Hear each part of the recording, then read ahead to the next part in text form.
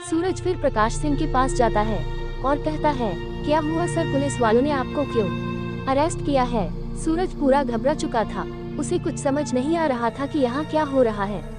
आखिर प्रकाश सिंह को पुलिस क्यों ले जा रही है? फिर प्रकाश सिंह कहते हैं, सूरज बेटा तुम बस मेरा एक काम कर देना। बोलो सूरज बेटा तुम करोगे ना? सूरज जल्दी से कहता है, हाँ सर बोलिए, मैं आपकी हर बात मानने को तैयार हूँ, बस आप मुझे इतना बताएं कि पुलिस आपको क्यों गिरफ्तार कर रही है। तब प्रकाश सिंह कहते हैं, बेटा तुम इन सब चक्रों में मत पड़ो, बस मेरा एक काम कर देना, तुम दीक्षा बेटी का ख्याल रखना, उसे खतरा हो सकता है।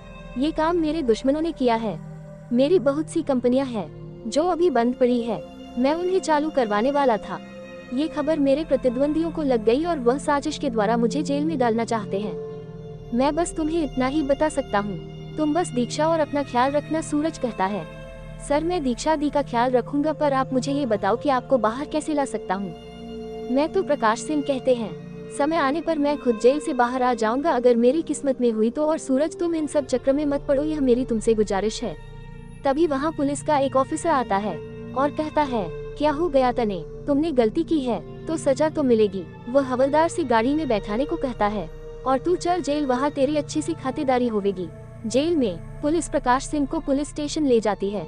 कंपनी में पूरा अफरा तफरी का माहौल था, सभी घबराए हुए थे कि प्रकाश सिंह के जाने के बाद ये कंपनी तो बंद हो जाएगी, तब उनका क्या होगा, वे कहाँ जाएंगे, किस कंपनी में जाएंगे, जॉब ढूंढने के लिए जाएंगे।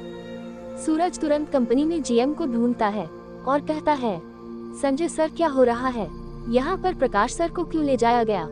संजय कहता है, सूरज तुम्हारे लिए बेहतर यही होगा कि तुम इन सभी लफड़े में मत पड़ो, मैं और प्रकाश सिंह संभाल लेंगे, तुम बस प्रकाश सिंह के कही गए बातों का ध्यान रखो, दीक्षा बिटिया का ख्याल रखना। सूरज कहता है, मैं दीक्षा दी का ख्याल रखूंगा, लेकिन मुझे ये जानने का पूरा अधिकार है कि आखिर प्रकाश सर को किस अपराध में पुलिस गिरफ्तार करके ले गई।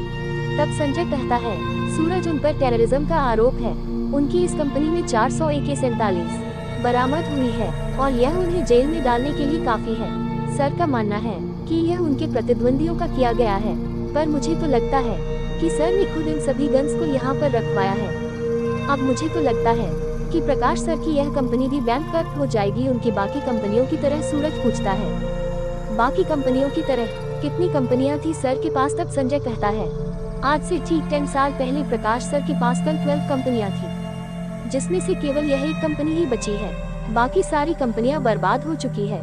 तब सूरज कहता है, ऐसा कैसे हो गया? तो संजय कहता है, उन्होंने किसी को नाराज कर दिया था। सूरज पूछता है, किसे? तब संजय कहता है, तुम इन सभी चक्र में मत पड़ो, जाओ यहाँ से, अब मैं कुछ नहीं बताने वाला। सूरज कहता है, अगर मैं यह इल्जाम झूठा साबित कर दूं तो प्रकाश सर जरूर जेल से बाहर आएंगे। तब संजय कहता है, तुम ये कैसे कर पाओगे, तुम तो एक गांव के लड़के हो, तुम्हें कानून की समझ कहाँ? तब सूरज कहता है, मैं कोशिश तो जरूर करूंगा, चाहे इसके लिए कितना ही समय क्यों न लगे। फिर सूरज वहाँ से कार में बैठकर वापस प्रकाश सिंह के घर चला जाता है। दीक्षा अपने स्टडी रूम में पढ़ाई कर रही थी। सूरज घर का बेल बजाता है, फिर वहाँ मेड आकर दरवाजा खोलती है और कहती है, सूरज तुम इतनी देर के बाद आए हो, क्या कोई बात है? प्रकाश सर नहीं है, कहाँ है वो? तब सूरज कहता है, गंगूताई प्रकाश सर को पुलिस गिरफ्तार करके ले गई है। गंगूताई पूछता है, पर क्यों, क्या किया उन्होंने? कब? सूरज कहता है, उनकी कंपनी में 400 गन बरामद हुई है, इसी वजह से उन्हें गिरफ्तार कर लिया गया है। तभी दीक्षा के रूम का दरवाजा खुलता है, जो कि दूसरी फ्लोर पर था। वहाँ से दीक्षा घबराते हुए कहती है, क्या ऐसा कैसे हो सकता है? मेरे पापा कभी ऐसा नहीं कर सकते, हमारी कंपनी में तो ऑटोमोटिव पार्ट बनते हैं, फिर वहाँ गन कैसे मिल सकते हैं? मुझे अभी पापा से मिलना, चलो ले चलो मुझे वहाँ। तब सूरज कहता है, दीक्षा दी प्रकाश सर ने कहा है कि आप पर खतरा हो सकता है, इसलिए आप बाहर न जाएं। मुझे भी लगता है कि यह किसी की शादी से। तब दीक्षा रहती है, मुझे कुछ नहीं सुना, मुझे ले चलो। तभी अचानक कहीं से गोली चलने की आवाज सुनाई देती है और दीक्षा के बगल का ग्लास फनिश टूट जाता है।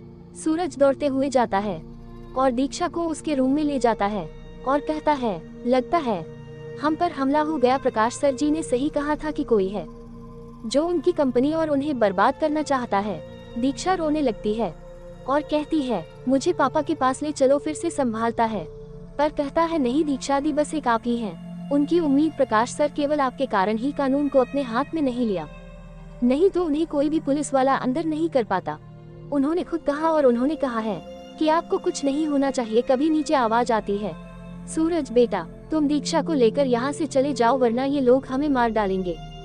कभी सूरज दीक्षा से पूछता है, प्रकाश सर ने कहा था कि तुम्हारे रूम में फर्श के नीचे एक बेसमेंट है, वहाँ से हम बाहर जा सकते हैं, मुझे वहाँ ले चलो। तो दीक्षा रहती है, मुझे नहीं मालूम कि पापा ने यार कहाँ बनाया है। सूरज कहता है, फोटो देखने दो मुझे। फिर वह फर्श से कालीन उठता है और उसे उसके नीचे एक छोटा सा दरवाजा दिखता है। सूरज तुरंत दीक्षा को उसके नीचे ले जाता है और उसे एक सुरंग दिखता है। सूरज उसे सुरंग के जरिए दीक्षा के साथ अंदर जाता है और उसे अंदर एक रास्ता दिखाता है।